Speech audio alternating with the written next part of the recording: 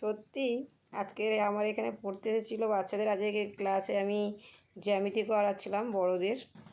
তো অনেক সময় ছোটোদের ক্ষেত্রেও দেখি গার্জেনরা এসেও অনেক সময় নালিশ করে, সত্যি এটা সত্যি কথাই যে দেখা যায় পেন্সিল, আমরা আগেকার দিনে নটরাজ পেন্সিল ব্যবহার করতাম, মানে এইটুকুনি হয়ে গেছে তাও চলছে বা সূচ একদম ভাঙে না, সুন্দর। কিন্তু এখন বর্তমানে নটরাজটাও একটু মানে ভালো, কিন্তু কালিটা অত ক্লিয়ার আসে না, মানে ফ্যাকাশে হয়ে থাকে, অত ডার্ক নয়।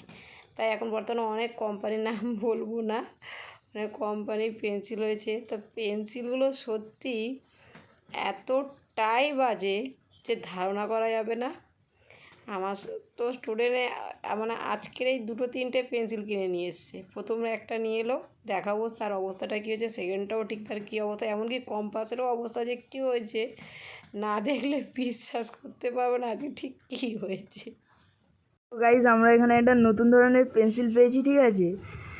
এটা কী ক্যাচাল আমি ঠিক বুঝতে পারছি না, ঠিক আছে। এ মানে দোকানদার বললে হেভি পেন্সিল, ঠিক আছে। আমি ঘরে নিয়ে এসে ছুলতে ছুলতে অর্ধেক হয়ে গেল, ঠিক আছে। এবার দেখো সামনে দিয়ে লিখছি, পিছন দিয়ে বেরিয়ে যাচ্ছে। এটা কী ক্যাচাল হচ্ছে আমি বুঝতে পারছি না। দোকানদারের কাছে নিয়ে গেছি, দোকানদার বলছে আর ফেরত নেবো না। কী ক্যাচাল একটু বলো তো গাইজ, বুঝতে পারছি না আমি ঠিক। তো গাইজ আমরা আবার একটা পেন্সিল পেয়ে গেছি, ঠিক আছে। এটা আমি দোকান দিয়ে কিনে নিয়ে আসলাম। এ কী ক্যাচাল হচ্ছে আমার সাথে আমি ঠিক বুঝতে পারছি না। এ লিখতে যাচ্ছি, দেখলাম ছুঁচ ভেঙে গেল, ঠিক আছে। আমি ছুললাম, ছুলে এবার দেখছি কি বেটা মাঝখান দিয়ে ভেঙে গেছে। কী ক্যাচাল হচ্ছে আমি বুঝতে পারছি না গাইজ। এসব দোকানওয়ালারা কী করছে ওরা, কী বলবো আর, কী কোম্পানি।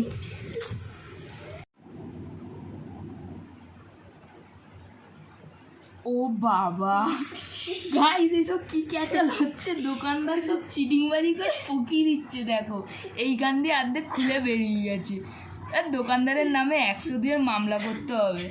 কি ক্যাচাল হচ্ছে আজ আর বুঝতে পারছি না। আর পেন্সিল খুলে বেরিয়ে যাচ্ছে, কম্পাস খুলে বেরিয়ে যাচ্ছে, কম্পাস পেন্সিল লিখতে গিয়ে পিছন দিয়ে বেরিয়ে যাচ্ছে।